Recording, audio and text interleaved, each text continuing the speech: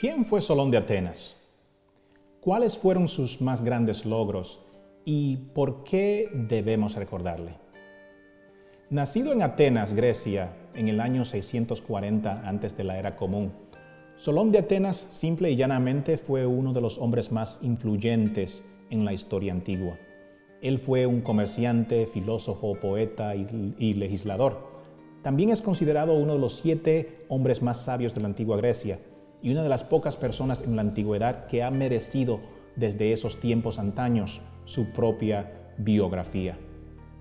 La mayor parte de lo que sabemos sobre su vida es porque fue escrito por el gran historiador Plutarco en su obra maestra Las vidas paralelas, y entre ellas específicamente la vida de Solón.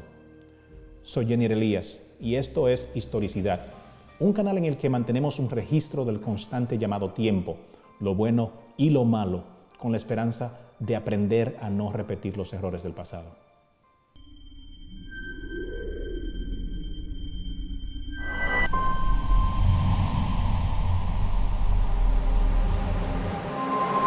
Hijo de un hombre llamado Excesístidas, un hombre de riqueza moderada, según Plutarco, Solón se dedicó a convertirse en comerciante y al comercio después de que su padre donara la mayor parte de la fortuna de la familia a la caridad.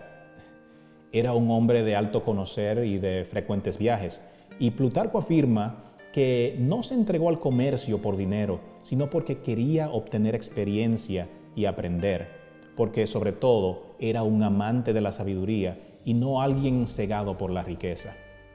Uno de sus dichos famosos era que las riquezas deseo tener, pero erróneamente conseguirlas no lo deseo. La justicia, aunque sea lenta, es segura. Como estadista y comerciante, disfrutaba de los lujos que su posición le aseguraban. Sin embargo, sus escritos presentan una imagen de un hombre que se creía miembro de la clase pobre. Él escribe en uno de sus poemas: porque a menudo los hombres malvados son ricos y los buenos hombres pobres, pero no intercambiaremos con ellos nuestra virtud por sus riquezas, ya que una perdura por siempre, mientras que las riquezas cambian a sus dueños todos los días. En sus escritos está claro que al principio comenzó a experimentar con la poesía para divertirse, pero a medida que pasó el tiempo y se hizo mayor, comenzó a mezclar sus ideas y creencias políticas en ellas como una forma de exhortar, enseñar y admonestar a los atenienses. Se dice que su poesía fue tan poderosa que una vez en medio de una guerra contra los megarianos por la isla de Salamina en el año 600 antes de la era común, que los atenienses perdieron, Atenas aprobó una ley que prohibía a cualquiera de escribir o hacer cualquier comentario público sobre Salamina. El propósito era evitar que alguien reavivara la guerra que habían perdido. Pero Solón y la juventud de Atenas se vieron tan afectados por el giro de los acontecimientos que él, incapaz de soportar la desgracia de haber perdido, decidió desafiar y violar la ley. Para hacerlo, fingió estar loco durante varios días, diciendo cosas al azar en lugares inapropiados e instando a su familia a decirle a los demás que se había vuelto loco. Luego escribió un poema y, esperando el momento en que la mayoría de las personas se reuniría en el ágora, el mercado de Atenas, se subió a la piedra del heraldo y recitó su poema. Sus amigos comenzaron a alabarlo. A la multitud le encantó, y el joven Pisistrado, en particular, instó e incitó a los ciudadanos de Atenas a obedecer las palabras de Solón. Pronto los atenienses derogaron la ley y renovaron la guerra por Salamina contra los megarianos. ¿Y a quién pusieron al mando de la guerra? Nada menos que al propio Solón. La leyenda dice que para poder ganar la guerra y conquistar a Salamina para los atenienses, Solón hizo que uno de sus soldados pretendiera traicionar a Atenas y se uniese a los megarianos. Los megarianos, ansiosos por obtener inteligencia de este desertor, lo interrogaron y él les reveló que las mujeres de Atenas estaban solas en una isla haciendo sacrificio a los dioses, y si lo seguían podían capturarlas y negociar la rendición de Atenas por el intercambio de ellas. Los megarianos, confiados en el desertor, enviaron a sus hombres más capaces para capturar a las mujeres de Atenas. Pero tan pronto como se vio su barco en el horizonte, Solón ordenó a las mujeres que abandonaran la isla y vistió a sus soldados más jóvenes, aquellos que aún no tenían barbas, con la ropa de las mujeres y los hizo bailar en la playa para atraer a sus enemigos. Una vez que los megarianos vieron a las mujeres a cierta distancia, saltaron de su barco y para su sorpresa lo único que encontraron fue a Solón y sus hombres, quienes después de matarlos a todos, tomaron su barco y zarparon para tomar control de Salamina, al infiltrarse en la ciudad de forma incógnita, usando el mismo bote de sus enemigos.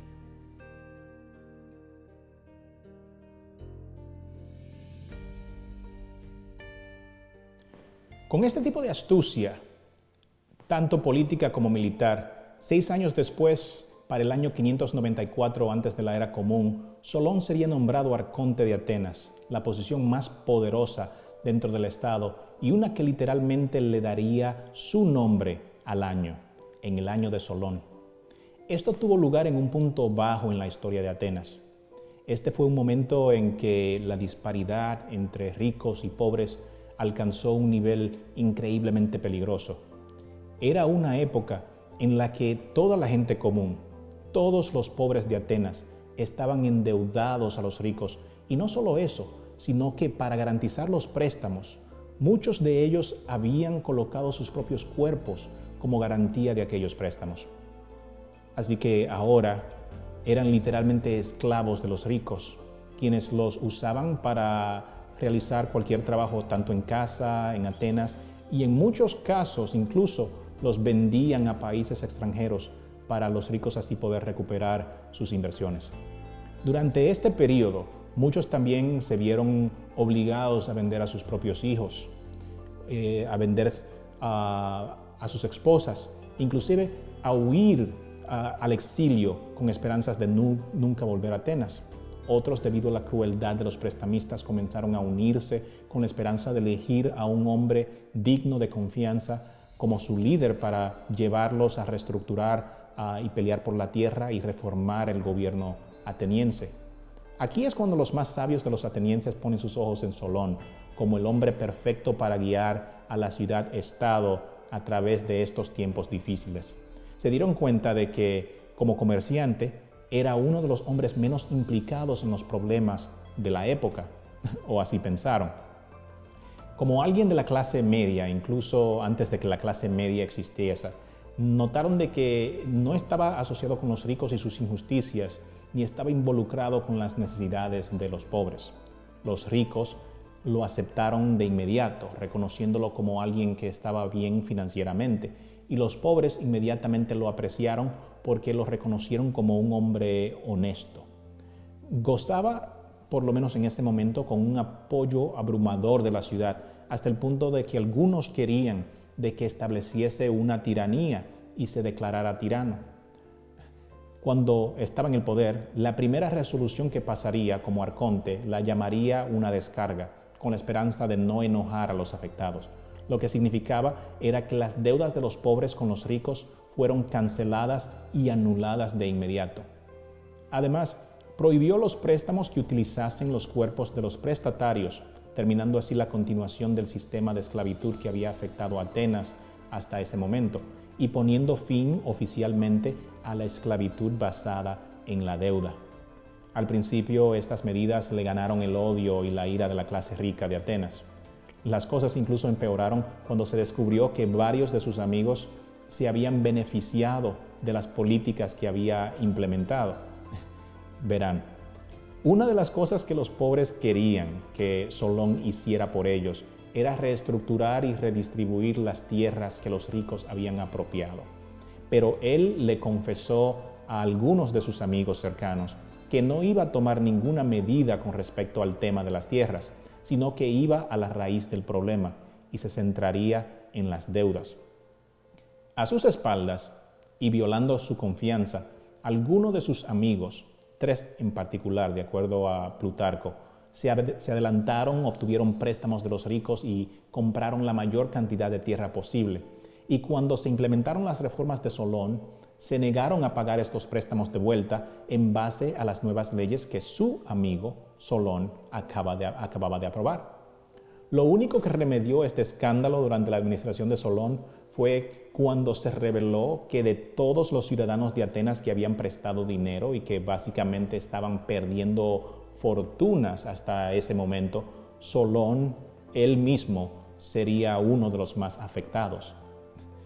Al final, terminó enojando a ambas partes de cualquier manera. Los ricos estaban insatisfechos porque perdonó las deudas de los pobres y los pobres no estaban satisfechos porque no les devolvió sus tierras. Poco después, sin embargo, ambas partes aprovecharon las ventajas de las reformas implementadas por Solón y se dieron cuenta que al fin y al cabo favorecían a todos. Incluso le tomaron tanta confianza después de eso que le confiaron la reforma de la Constitución de Atenas, como también su sistema de justicia.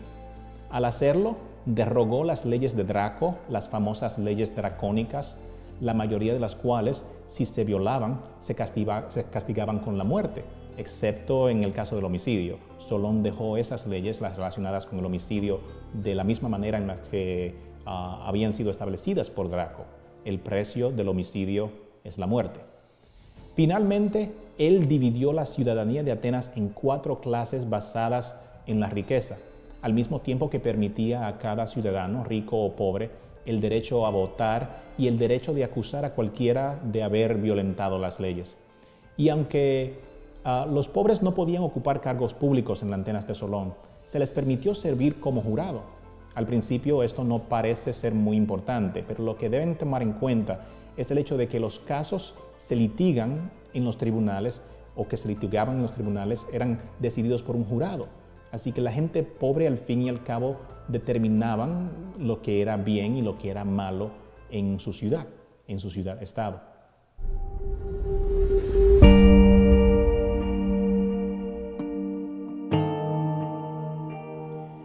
En sus historias, Heródoto escribió algo que se ha demostrado es más una leyenda que un hecho cronológico. Escribió que en el apogeo de su fama y poder, Solón fue invitado a ser entrevistado por Creso, el rey de Lidia, en Sardis, y que cuando Solón entró en su corte y vio la opulencia y la riqueza de su reino, se comportó como un pescador de un pueblo pequeño al ver el mar por primera vez. Porque de la manera misma en que un pescador de pueblo pequeño piensa que cada río que encuentra en el camino hacia el mar es el mar real, hasta que finalmente se encuentra con la inmensidad de la realidad, Solón pensó que cada cortesano en el palacio de Creso era el rey, hasta que finalmente llegó a Creso vestido en toda su opulencia y riqueza.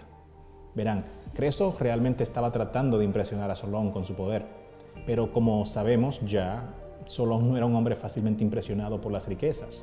De hecho, hizo evidente que no estaba satisfecho ni impresionado.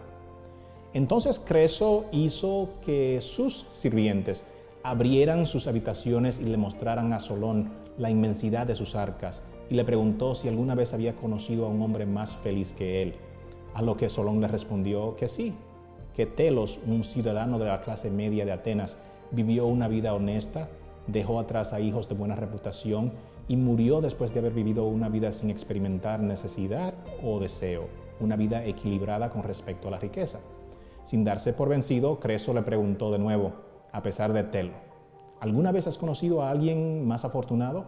A lo que nuevamente Solón le respondió que sí, a Cleobis y Bitón, 2 hermanos que cuando los bueyes de su madre estaban demasiado cansados, cuando la llevaban a ofrecer sacrificio a los dioses, al punto de que ella no iba a llegar a tiempo, tomaron el yugo sobre ellos mismos, lo colocaron sobre sus espaldas y al llegar a las festividades, ella bajó de su carroza bajo los aplausos y la admiración de su gente porque sus hijos mostraron tanto amor y devoción a quien les dio la vida. Y después de ellos participar en las celebraciones de la noche, se durmieron para no volver a despertar nunca más y murieron admirados, amados y celebrados por su gente. En ese momento Creso ya estaba enojado. consideraba a Solón como un hombre muy extraño y más que eso lo consideraba estúpido. Le preguntó enfurecido ¿qué? ¿Es que no nos cuenta entre hombres felices? ¿No nos consideras con todas estas riquezas y toda la libertad que tenemos de hacer lo que queremos? Porque, vamos a ser honestos, Creso era el rey. ¿No consideras que yo soy feliz? A los que Solón le respondió, oh rey de Lidia, los dioses nos han dado a los griegos todas las bendiciones con moderación. Y esta moderación nos ha dado un tipo de sabiduría que se mide, una sabiduría para la gente común y no para los reyes y sus espléndidas riquezas. Esta sabiduría, tal como es, al observar que la vida humana siempre está sujeta a cambios, nos impide ser vanos en respecto a las cosas que tenemos en este momento y nos recuerda que debemos tener en cuenta que mientras vivimos, las cosas siempre pueden cambiar. Mientras está en vida, nada, ni dinero, ni riqueza, ni felicidad está garantizado y el futuro de todos siempre es incierto. Sin embargo, cuando los dioses le dan prosperidad a un hombre hasta el final de su vida, ese hombre lo consideramos feliz, porque llamar feliz a alguien mientras todavía está vivo es como darle una medalla a un atleta mientras todavía está en medio de la carrera. El veredicto sería inseguro y sin autoridad. Dicho esto, según Heródoto, Solón se fue y dejó a Creso para continuar disfrutando de su vida y de su reino.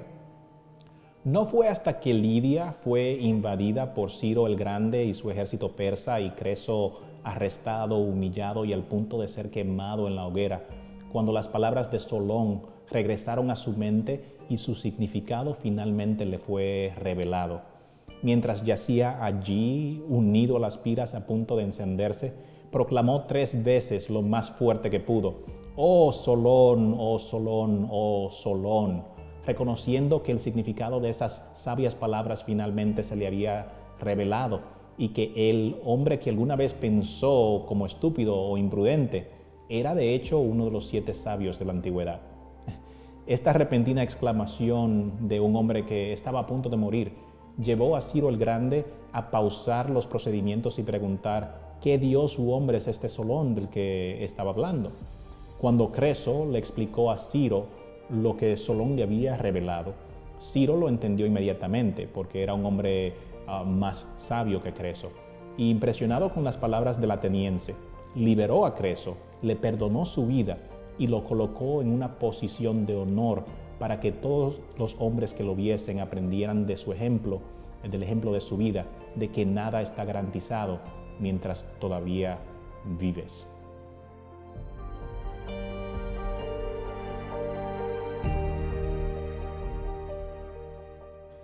Cuando regresó a Atenas, Solón era demasiado frágil y viejo para la vida pública. Y en este momento Plutarco afirma que las divisiones y fracturas que siempre existieron en la sociedad ateniense volvieron a tomar vida. Atenas se había dividido en 3 grupos que se enfrentaban entre sí: los hombres de la llanura, liderados por Licurgo, que representaban a los nobles; los hombres de la costa, liderados por Megacles, que representaban a los ciudadanos más ricos; y los hombres de las colinas, liderados por Pisístrato, el hombre del pueblo. Aunque la ciudad todavía practicaba y veneraba las leyes creadas por Solón, estos grupos querían una nueva forma de gobierno, una en la que uno de sus partidos fuera el claro ganador y los otros los claros perdedores. Como el anciano más sabio y dado que todavía era venerado y honrado por todos, Solón mantuvo reuniones privadas con los jefes de las 3 facciones, tratando de preservar la paz y volver a unirlos, pero esto no funcionó, fue en vano. Sin embargo, en sus reuniones, Solón fue testigo de las cualidades agradables de Pisístrato, que quería ayudar a los pobres y fue razonable y moderado en sus demandas. Toda la ciudad inclusive se enamoró de él, lo consideraban cauteloso, amante del orden, un hombre que valoraba la igualdad por encima de todo e incluso se sentía ofendido si alguien proponía cambiar la forma del gobierno existente en ese momento. Pero Solón rápidamente reconoció su verdadero carácter y fue el primero en sospechar sus intenciones secretas. Aproximadamente al mismo tiempo, en el año 560 antes de la Era Común, un hombre llamado Tespis se convirtió en la primera persona en aparecer en el escenario interpretando a un personaje en su propio trabajo ficticio, que llamó tragedia o drama y que su trabajo se llamó actuación. Y Solón, siendo un hombre que amaba los buenos momentos como cualquier otro ateniense, asistió a una de sus presentaciones. Se dice que después de presenciar su primera obra, Solón hostigó a Tespis, lo interrumpió y le preguntó si no le daba vergüenza decir tantas mentiras en presencia de tanta gente, a lo que Tespis respondió que no había daño en hablar y actuar de esa manera si era actuación. Pero Solón no estaba satisfecho con su respuesta. Pronto dijo, si alabamos y honoramos este tipo de actuaciones, pronto las encontraremos en nuestros contratos más sagrados. No mucho más tarde, Pisístrato, ¿se recuerdan de él? Se cortó con su propia espada y untó su sangre sobre sus burros y se marchó al ágora de Atenas, al mercado, y afirmó a alta voz que sus enemigos habían conspirado contra su vida a causa de sus opiniones políticas. La gente se enfureció, comenzaron a seguirlo y le proporcionaron todo lo que quería, incluido entre esos 50 guardaespaldas. Pero Solón se le acercó en medio de su espectáculo y le advirtió, oh hijo de Hipócrates, estás actuando una mala versión de Odiseo de Homero, dijo, porque cuando él se desfiguró para engañar a sus enemigos, pero tú lo has hecho haciendo para engañar a tus propios compatriotas. Luego se volvió hacia la multitud y gritó, tontos, siguen los pasos del zorro, ¿no puedes leer el significado oculto de estas encantadoras palabras? Pero al darse cuenta de que los pobres estaban empeñados en seguir a Pisístrato y que los ricos, temerosos de los conflictos, se alejaban amedrentados, abandonó la asamblea, proclamando que era más sabio que uno de los grupos y más valiente que el otro, que era más sabio que esos que no entendían lo que estaba sucediendo y era más valiente que los que, entendiendo lo que estaba pasando, aún temían oponerse a la tiranía. Entonces, la gente de Atenas aprobó un decreto y permitió que Pisístrato se convirtiese en un tirano.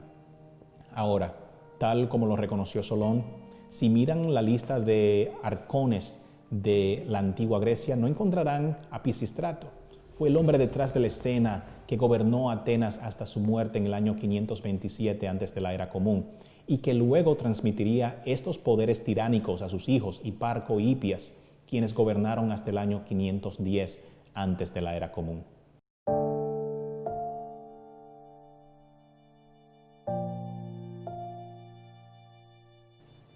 Pero Solón no murió en silencio. Criticó abiertamente a los ciudadanos de Atenas, tanto públicamente en la asamblea como en sus poemas, llamándolos cobardes por no enfrentarse a la tiranía, y después de ver su inacción y la inutilidad de su trabajo, se retiró a su casa, sacó su armadura y sus armas y las colocó enfrente de la puerta. Otras versiones de la historia lo tienen parado enfrente de su casa cada día, vestido en armadura completa, instando a todos los que pasaban por frente de ella a levantarse y luchar contra el tirano. Desde su casa siguió escribiendo poemas, criticando aún la cobardía de los atenienses. Y cuando sus amigos lo advirtieron de que Pisístrato lo iba a matar, él les aseguró que Pisístrato nunca se atrevería a causa de su vejez. Resulta que la realidad es más extraña que la ficción, ya que Pisístrato siempre había sido fanático de Solón. Inclusive, él preservó la mayoría de las leyes de Solón, y una vez que solidificó su poder como tirano, honró a Solón y sus logros, y le mostró amabilidad, lo invitó a su palacio e incluso lo hizo uno de sus asesores. 2 años después, en el año 558 antes de la Era Común, Solón fallecería, y según cuenta la leyenda, fue incinerado y sus cenizas esparcidas en la isla que había conquistado para la gloria de Atenas 52 años antes, mientras iniciaba su carrera política, la isla de Salamina. Si disfrutaste este video, no olvides presionar el botón de like. Y vamos, suscríbete si aún no lo has hecho. Yo soy Jenier Elías y esto es historia.